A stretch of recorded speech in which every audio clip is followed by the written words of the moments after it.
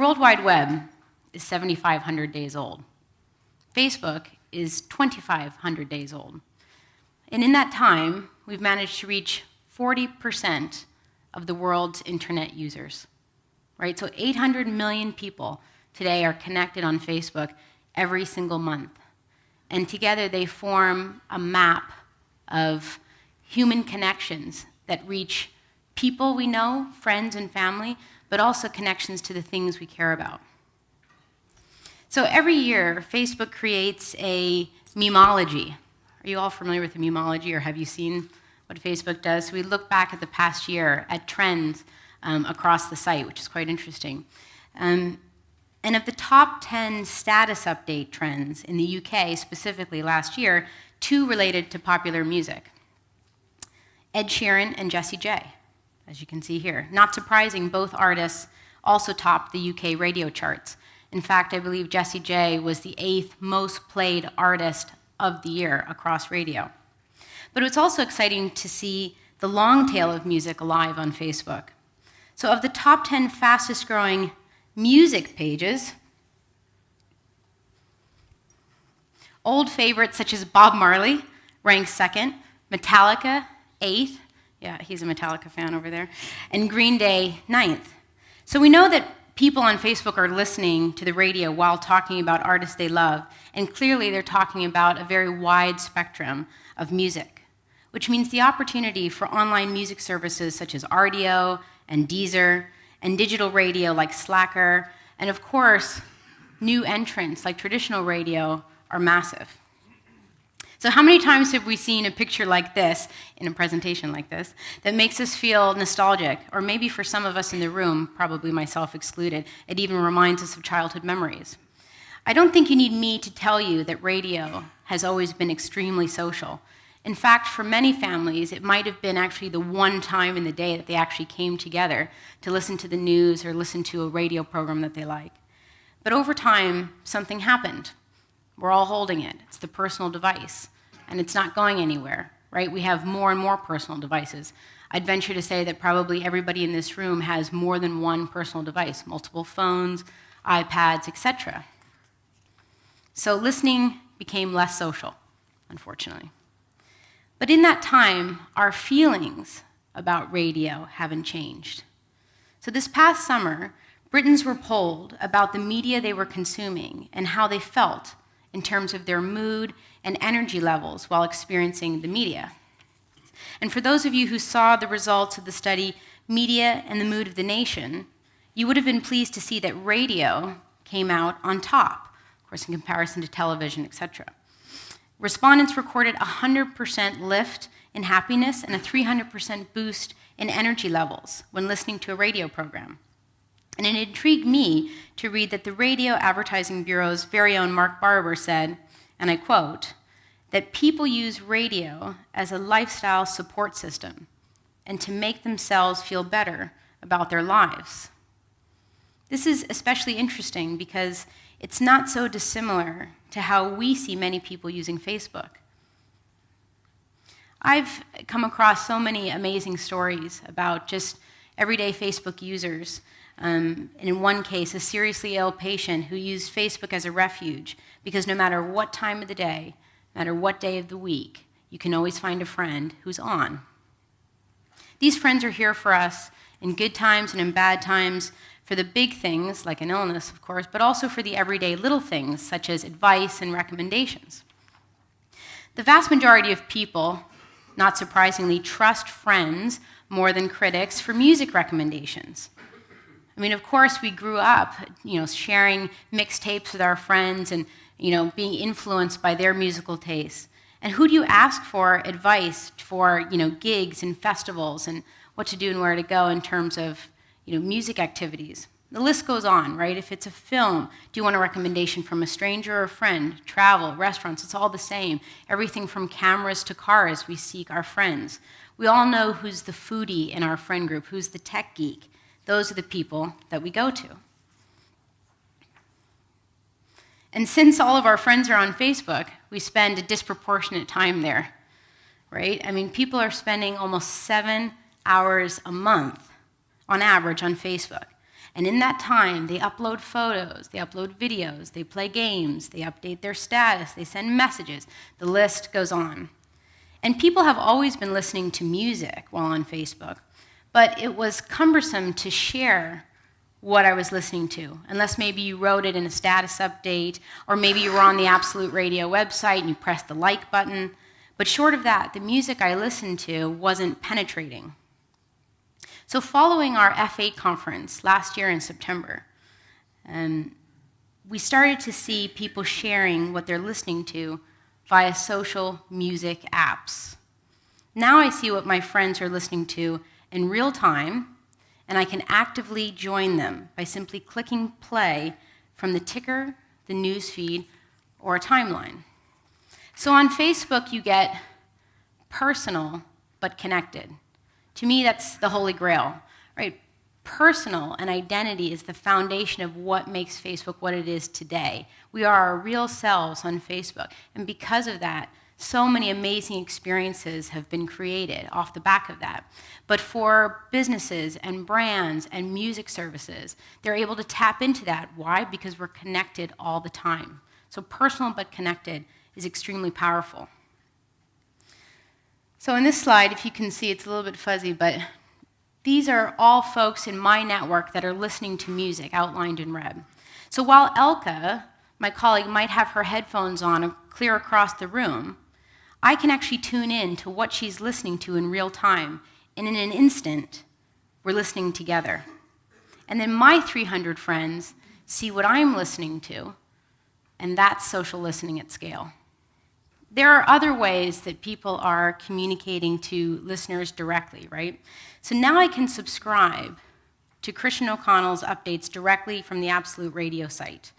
You can see here there's a little subscribe button, kind of looks like the like button. Basically what that's allowing me to do is subscribe to Christian O'Connell's public updates. So he has one profile on Facebook because he's one individual. So he might have a page for his personality or for his, representing kind of his job with Absolute Radio, but he has one personal profile. But I can now subscribe to that personal profile and get his public updates, and he can keep his private updates available just for his friends and his family. But not only is this empowering presenters and public figures and celebrities to build fan loyalty, and in this case, listener loyalty, but it opens up completely new distribution channels. Personal communications rank extremely high in the newsfeed, so that might just sound quite obvious what I just said, but people are always asking us at Facebook, how can I get more distribution? We know that when we do a post, not all of our friends see it. That's impossible. The newsfeed is only so big, right? And you have so many friends, we can't show everything. But what's clever about the newsfeed is that it looks at something called a coefficient score, and it decides if it's relevant and if it should shoot the message higher up in your newsfeed. And if it is, then more people are likely to see it. And personal communication, so a direct message to a friend, or taking the time to actually write a status update, triggers kind of quite strong signals that that's important for its intended recipients. And I think, just to show quickly what Christian O'Connell's timeline looks like. Next slide, please. How many of you have actually turned on your timeline yet? A few people. It's coming. But so Christian O'Connell has his timeline turned on. This is what it looks like. And just on the next slide, you can see some of the kind of traction he's getting with his posts. It's a little bit hard to read, but just last night I was having a look at his timeline, and he posed a question to the listeners. He said, we're looking for some new ideas about such and such, and use this space to share your ideas, and I'll read it out, the best ones, on the radio tomorrow, and maybe even send you a CD from my collection at home. And in 2 hours, he had 121 comments. I mean, in terms of research, I think that's kind of a gold mine, right? And I read some of them. Yeah, some of them are pretty bad. Some of them are pretty good. And that's how he's, using his kind of subscribe feature to actually source content for the show while engaging the audience. Fantastically easy. So just one quick final example of kind of just a different take on how the music industry is directly looking for ways to monetize their presence on Facebook, because we totally get that, right? I mean, David Guetta has 25 million likes. Great. What are you going to do with them? And so now he's experimenting with actually offering his tracks directly for sale via an app on Facebook using Facebook credits. So if you just click again, you can see here that a track costs 19 Facebook credits.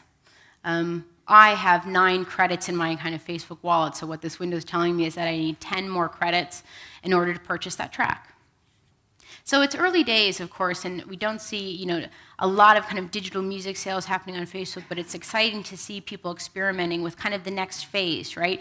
Once you have this loyal fan base of 25 million, how does that translate into real business for you? So I hope, I'm going to respect time and kind of wrap up, but I hope the takeaway from my talk is that certainly music has arrived on Facebook. Right now people can discover the songs their friends are listening to in a variety of places. It used to be all about kind of the newsfeed and everything centered there, but now your timeline, which formerly was your profile, is a destination. It's a place to spend time and discover my musical interests. This is my timeline. You can see the music that I'm listening to right here, and my friends are coming to this and discovering music that way. And I think the radio industry has a fantastic opportunity that in some ways other parts of the music industry have kind of passed up. And I mean that in the sense that here in this country you've already collaborated. Radio has already collaborated and come together to build Radio Player, which is fantastic for the end user, right? It's easy, it's simplistic UI, and it's the music you love, and easy discoverability and playback. But what's next, right? So I leave you with the question of how can you make radio, in particular, more discoverable on Facebook in the same ways that the likes of Slacker and Rdio and Deezer and Spotify have done? Radio can have a place certainly here. This is what we call the music dashboard. So this is my music dashboard, and you can see kind of top albums and top artists. Well, why can't it be top radio stations, right? Top radio shows that I'm interested in. Let's create an opportunity for discovery that exists 24/7 outside the broadcast window. That's where the big opportunity and the big win is for radio. Thank you very much. Do you foresee a time in the near future where, so if I'm using Facebook, The Guardian's inside there, it's sharing with my friends what article I've read in The Guardian, for example. Same with Spotify. Do you see a time in the near future when that will be the same with radio, where radio lives inside of Facebook? I mean, the question of inside or outside is actually not something we really entertain too much. And the reason is, years ago, when we created kind of Facebook Connect, right, it enabled you to take Facebook wherever you are on the web. So whether you're building an app like The Guardian's that lives inside Facebook, or you're a service like Spotify or Radio Player, for instance, that exists off the web, it doesn't matter. If real identity is the foundation, i.e. Facebook identity, I'm able to use my Facebook credentials to log into that experience.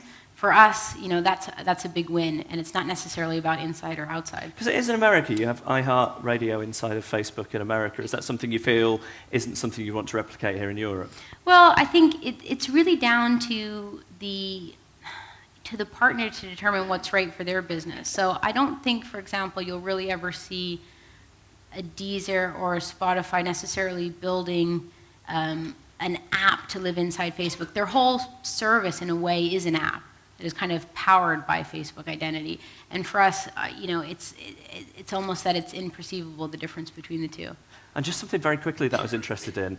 You talked about the trends on Facebook last year, which is information that you have. Do you ever see a time in the future where those trends will be in the public domain in a live way, like they are on something like Twitter?